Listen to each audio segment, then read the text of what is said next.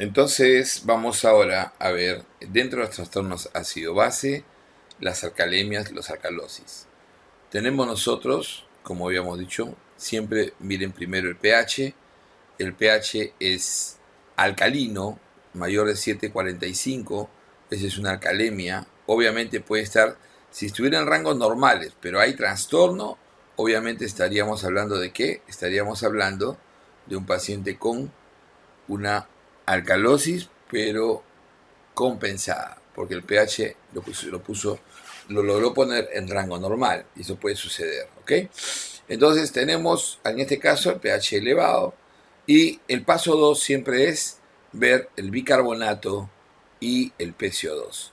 Entonces vemos el bicarbonato alcalemia, bicarbonato elevado, eso es alcalosis metabólica, ¿ok? Vemos el CO2. CO2 disminuido, trastorno primario, alcalosis respiratoria. Este es el trastorno más frecuente del ser humano. ¿Ok? El trastorno más frecuente, alcalosis respiratoria. Y entonces vamos a analizar cada uno de los dos. La alcalosis respiratoria es muy frecuentemente visto por hiperventilación. Su marcador clínico es la hiperventilación alveolar. ¿Ok? Entonces, lo característico es la hiperventilación alveolar, y lo que vamos a soler ver, como decíamos, en la alcalosis respiratoria, el trastorno primario es la caída del CO2, donde vamos a tener obviamente un pH elevado, ¿no? Y un bicarbonato que tiende a disminuir, ¿no? En la alcalosis respiratoria tiende a disminuir en forma compensatoria. Normalmente la hiperventilación alveolar, como decíamos, es el marcador de producción, digamos, es el marcador clínico. Todos los pacientes van a hiperventilar por diferentes motivos. Entonces, la más frecuente de todas va a ser la hiperventilación mecánica voluntaria. La hiperventilación mecánica voluntaria por ansiedad histérica es algo que van a ver siempre en las emergencias. Es muy frecuente en mujeres, 20 a 1, y definitivamente tiene que ver fundamentalmente con la actitud histérica del paciente hacia algún problema personal, ¿no? Una reacción situacional. Hiperventilación mecánica voluntaria, número 1 entonces de las causas de alcalosis respiratoria, y sería entonces también la número 1 de las causas de trastornos ácido-base en cualquier ser humano. El manejo va a ser obviamente manejando la histeria o haciéndolo a veces respirar sobre una bolsa para tratar de no bajar el CO2 en exceso. Lo siguiente es la estimulación central de la respiración. Entonces, en ese caso va a haber una hiperventilación que no podemos controlar. Esa estimulación central de la respiración se suele ver en los pacientes por ansiedad, lo más frecuente.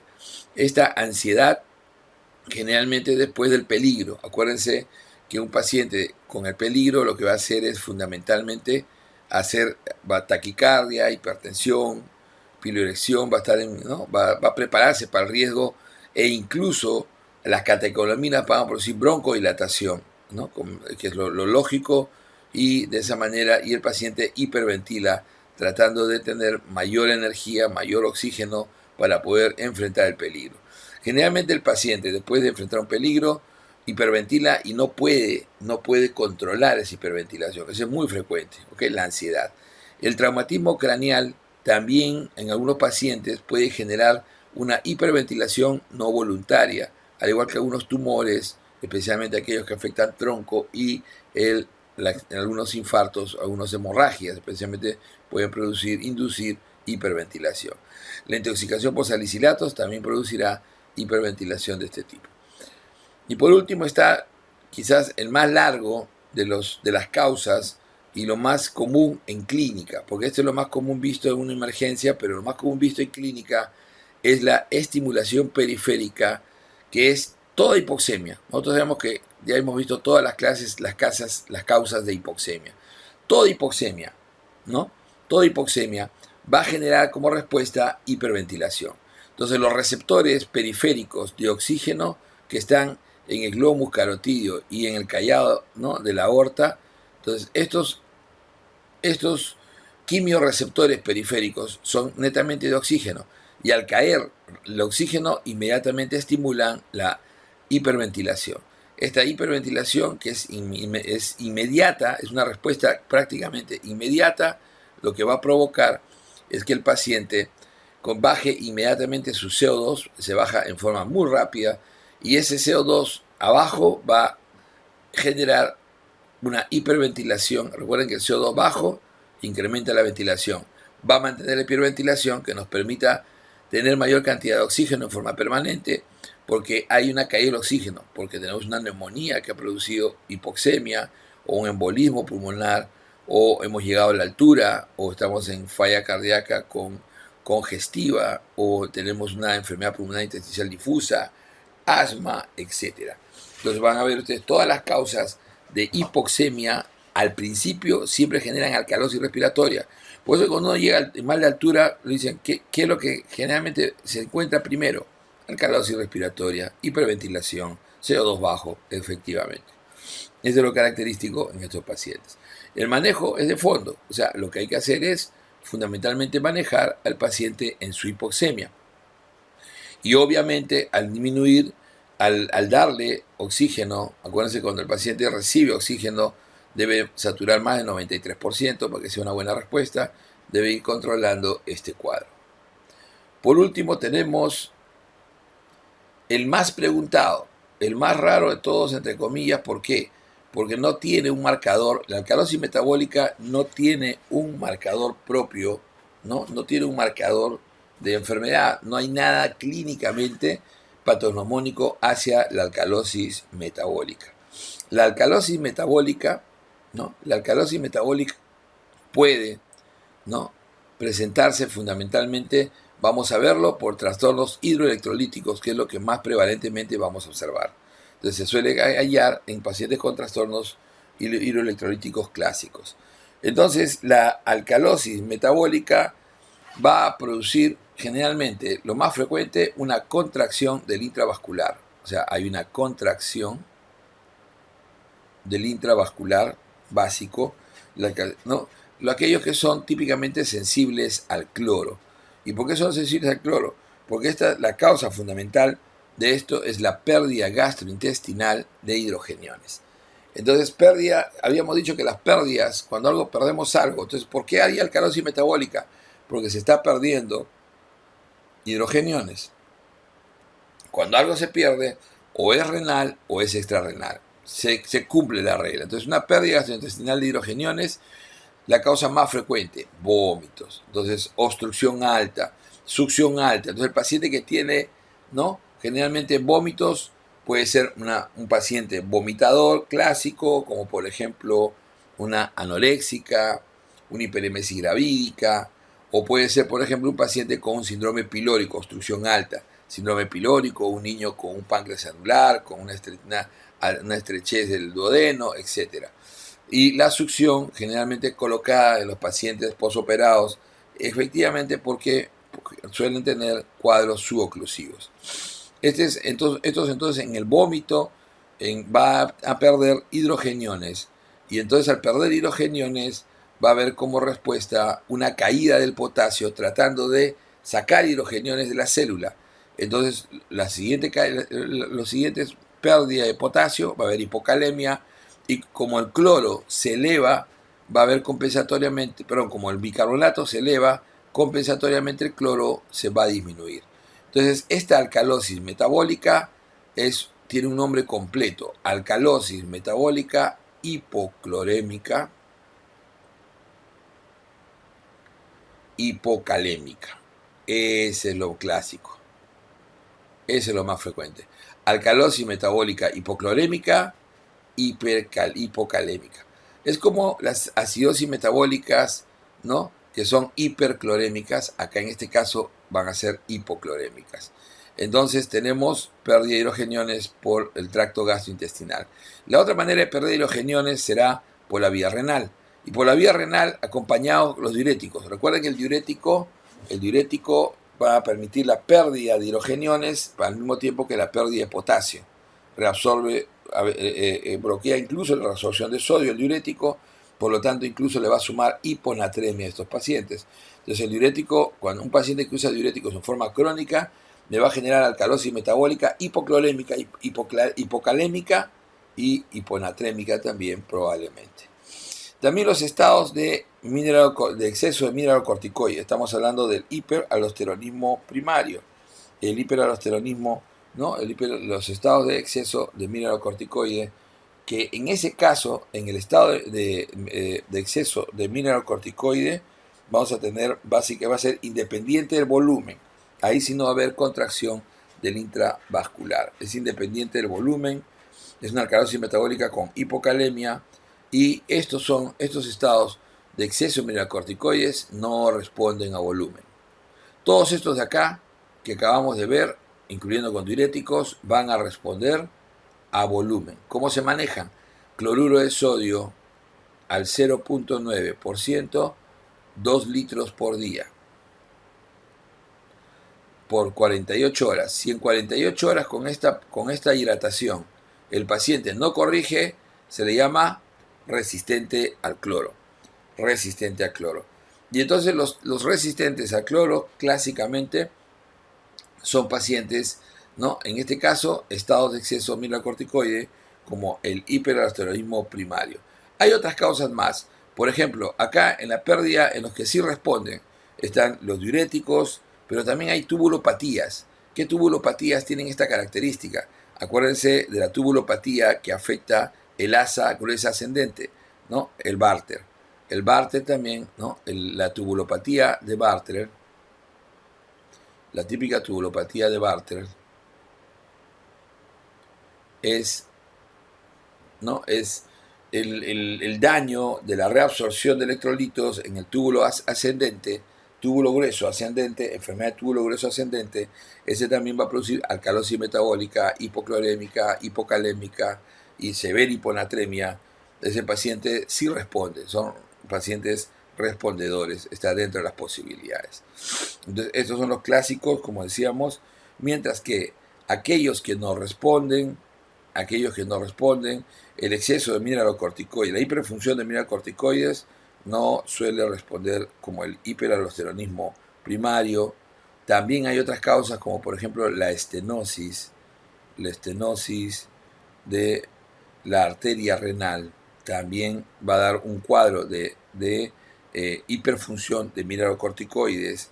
El mismo Cushing, el mismo síndrome Cushing, también te da un cuadro de exceso de mineralocorticoides, ¿no? Entonces va a producir especialmente aquel que es por producción ectópica de ACTH, o sea, aquel que es por paraneoplásico. Y estos son los que... ¿Y quién más no responde? La hipocalemia grave. Y entonces vamos a ver que hay otros cuadros que no responden. La severa hipocalemia, la hipocalemia grave, es otro que no responde a cloruro. Entonces los respondedores a cloruro es el vómito clásico, el diurético, el Bartter. Los que no responden, los excesos de mineralocorticoides, ¿no? Como estamos hablando del hiperaldosteronismo, el hiperaldosteronismo primario clásico, que produce hipertensión severa, produce hipocalemia, ¿no? Produce hipocalemia y alcalosis metabólica, hipoclorémica, hipocalémica. No responden. Y los otros que no responden, las severas hipocalemias.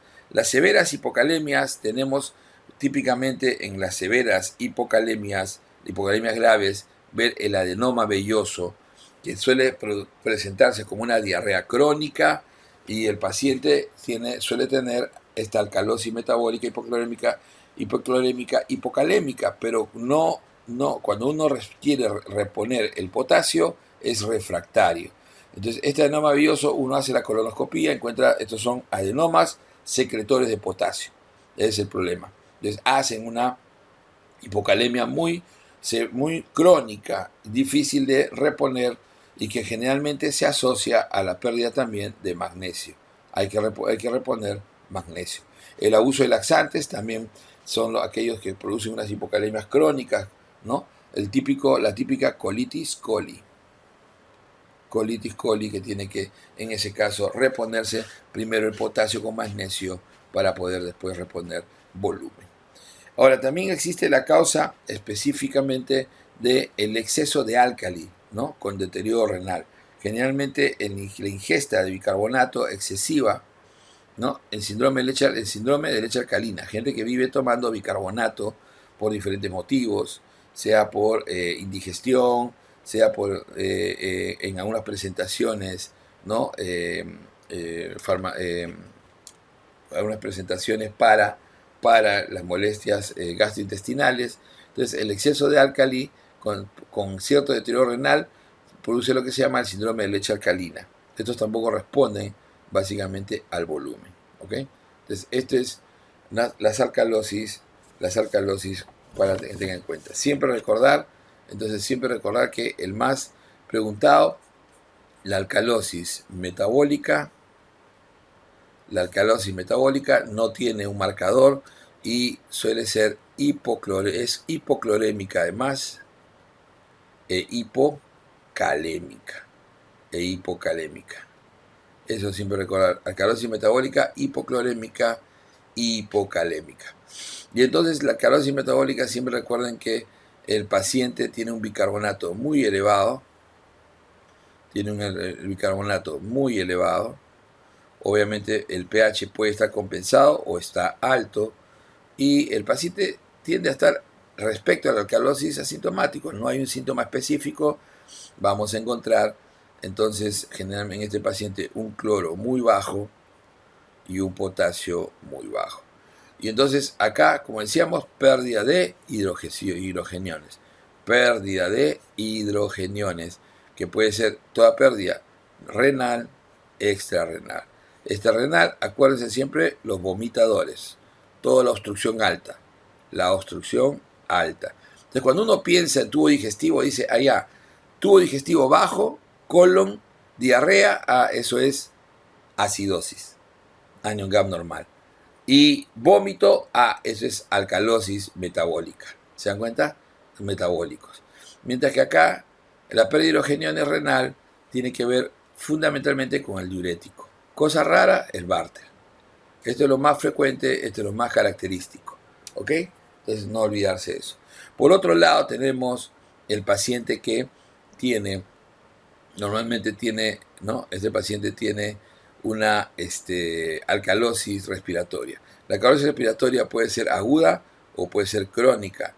Y esto hay que ver también si hay compensación, o sea, si hay trastorno asociado, sería trastorno doble.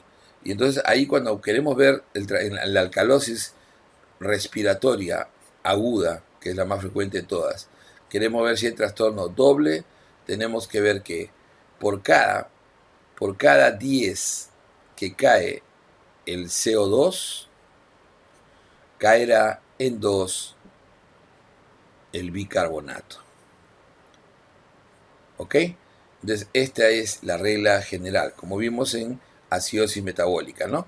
En acidosis metabólica habíamos dicho que por cada uno que cae el bicarbonato, caía en 1.3 el CO2, ¿se acuerdan? Esta era la regla en acidosis metabólica. Y de esa manera podemos calcular si había trastorno doble. Acá igual, vamos a calcular si hay trastorno doble. Entonces, ¿a partir de cuánto cae el CO2? El CO2 promedio 40. Si tenemos un paciente que, por ejemplo, está en 20 de CO2, entonces cayó, ¿en cuánto cayó? En 20. Por lo tanto, el bicarbonato debe caer en 4. Eso significa restarle 4 al bicarbonato promedio, que es 24. Entonces, ¿cuánto esperamos encontrar ese bicarbonato? En 20. ¿Qué pasa si ese bicarbonato lo encontramos en menos, ¿no? Menos de 20? O sea, acuérdense que es 20 más menos 2, perdón. 20 más menos 2. Entonces el rango va a ser 18 a 22. Entonces, si lo encontramos en menos de 18, ese paciente adicionalmente está haciendo acidosis metabólica. Entonces, eso es lo que hay que tener. Y si está para arriba, acidosis respiratoria. Ok.